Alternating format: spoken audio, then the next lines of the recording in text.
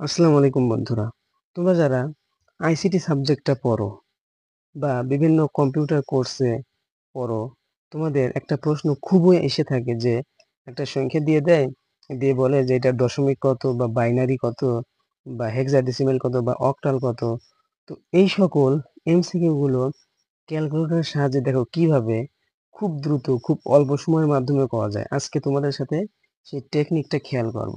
তো প্রথমে এর জন্য তোমাদের খুবই ছোট কিছু বিষয় জানা উচিত। যেমন ধরো এই প্রশ্নটা দেখো, যে এটা তোমাকে দিয়ে বললো যে এইটা এর বাইনারি নিচের কোনটা, নিচে মনে করো যে কিছু অপশন দিয়ে দিল, কিন্তু তোমাকে কিন্তু প্রথমে জানতে হবে যে এই যে সংখ্যা, এই সংখ্যাটা কোন সংখ্যা, এটা কি ডেসিমেল নাকি হেক্সাডেসিমেল নাকি অক্টেল নাকি বাইনারি। এইটা প্রথমে তোমাকে জানতে হবে, তারপর কিন্তু তুমি খুব সহজে রূপান্তরটা করতে পারবে। তো এটা একটু জেনে নাও। দেখো দেখো দশমিক, দশমিক এটার ইংরেজি হচ্ছে ডেসিমেল, আর এটার বেস হচ্ছে 10। যেমন 19, দেখো বেস, এটা হচ্ছে বেস 10। আর ডেসিমেলের সংখ্যা আছে 0 থেকে 9, অর্থাৎ 10টি।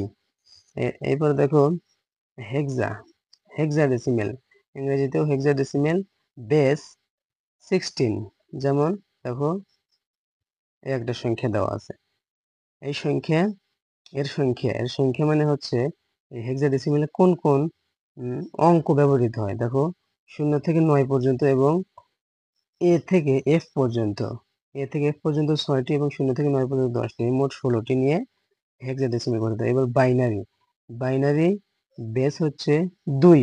যেমন এটা একটা বাইনারি সংখ্যা এবং বাইনারি অঙ্ক হচ্ছে 0 এবং 1 মাত্র 2টা। এবার দেখো অক্টাল, অক্টালের বেস হচ্ছে 8। এই দেখো অক্টালের একটা সংখ্যা এবং অক্টালে অঙ্ক হচ্ছে 0 থেকে 7 পর্যন্ত, অর্থাৎ 8টি। ঠিক আছে।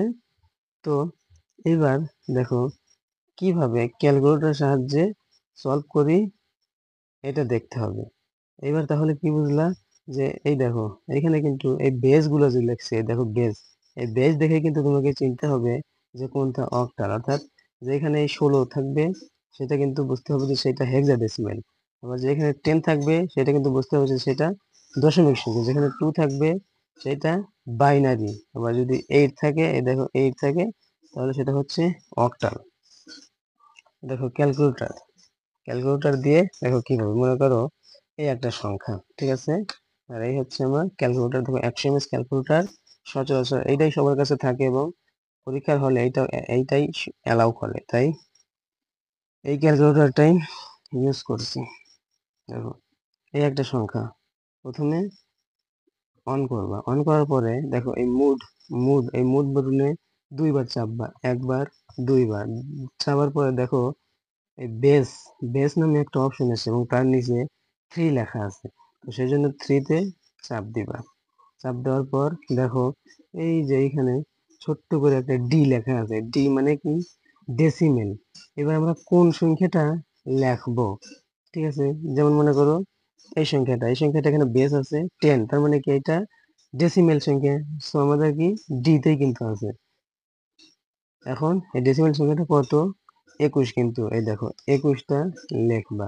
21 লিখছি, 21টা লেখার পরে সমানে চাপ দিবা, সমানে চাপ দেওয়ার পর এবার তুমি কোনটাতে নিতে চাও, হেক্সাডেসিমেল, যদি হেক্সাডেসিমেল নাও এই দেখো এই বাটনে চাপ দিবা। এই দেখো এই বাটনের নিচে এখানে ছোট্ট করে লেখা আছে HEX, এখানে লেখা আছে DEC মানে ডেসিমেল, HEX মানে হেক্সাডেসিমেল, এখানে দেখো লেখা আছে BIN মানে বাইনারি, এখানে লেখা আছে OCT অর্থাৎ অক্টেল। ঠিক আছে।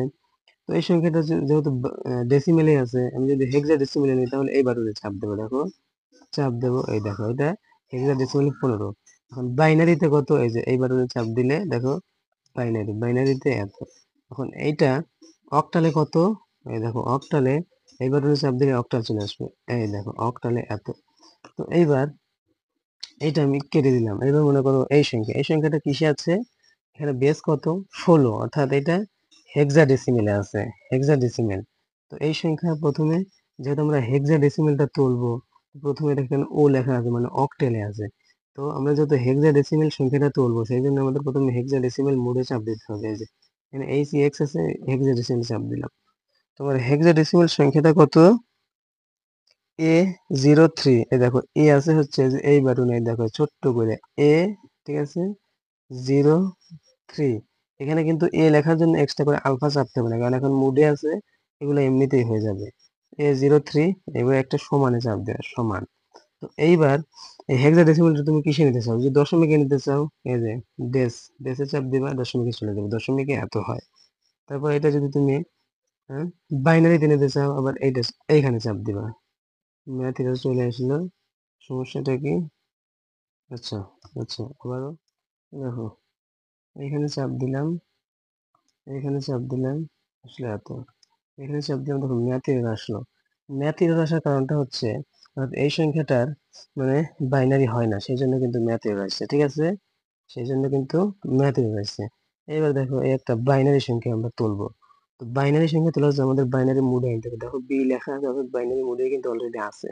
তো এই সংখ্যাটা আমরা তুলবো, দেখো 1 1 0 0 1 ইকুয়ালে চাপ দেবো। এই দেখো ইকুয়াল, ইকুয়ালে চাপ দেবো। এই সংখ্যাটা মনে করো আমি ডেসিমেল দেবো। এই দেখো ডেসিমেল, এটা 25। আবার যদি হেক্সা ডেসিমেল নেই, তাহলে এই বাসনে দেখো হেক্স লেখা আছে, এই বাটনে চাপ দেবো। আবার এটা যদি আমি অক্টেলে নেই, বাইনারিতে, আমাদের সংখ্যাটাই তো বাইনারি, ঠিক আছে, যদি অক্টেলে নেই, এখানে চাপ দেবো, দেখো 31, ঠিক আছে। আবার দেখো এই 24, দেখো এটার বেস আছে হচ্ছে 8, অর্থাৎ এটা কিন্তু একটা অক্টেল নাম্বার।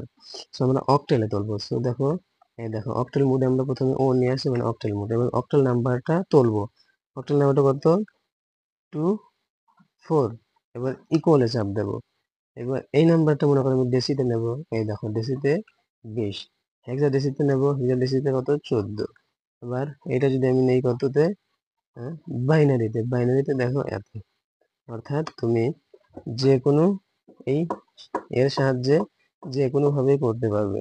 তখন কি দেবে? আবার ক্যালকুলেটর দেখো নর্মাল মোডে কিভাবে নিবে, শিফটে চাপ দিবে, মোডে চাপ দিবে, আবার দেখো অল এর নিচে 3 আছে, 3 তে চাপ দিয়ে সমানে দুইবার চাপ দিবে, ক্যালকুলেটরে কিন্তু আবার নর্মাল মোডে চলে আসবে। তো আশা করি বিষয়টা বুঝেছো এখন থেকে, আর এইরকম থেকে তোমাদের কোনো রকমের প্রবলেম হবে না, ঠিক আছে। যদি বুঝে থাকো তাহলে তাহলে এইটা, এই সংখ্যা এর, এই সংখ্যাটা এর দশমিক, অক্টেল এবং হেক্সাডেসিমাল কত হবে? যদি বুঝে থাকো তাহলে এর উত্তর দাও। আশা করি বিষয়টা তোমরা অবশ্যই বুঝতে পেরেছো। যদি ভিডিওটির মাধ্যমে উপকৃত হও, যদি কিছু শিক্ষা অর্জন করতে পারো, তাহলে অবশ্যই একটা লাইক করে দিবে এবং চ্যানেলটিকে সাবস্ক্রাইব করতে ভুলবে না। ভিডিওটি বন্ধুদের মাঝে শেয়ার করে দিবে, যাতে তোমার বন্ধুরাও এই ভিডিওর দ্বারা উপকৃত হতে পারে।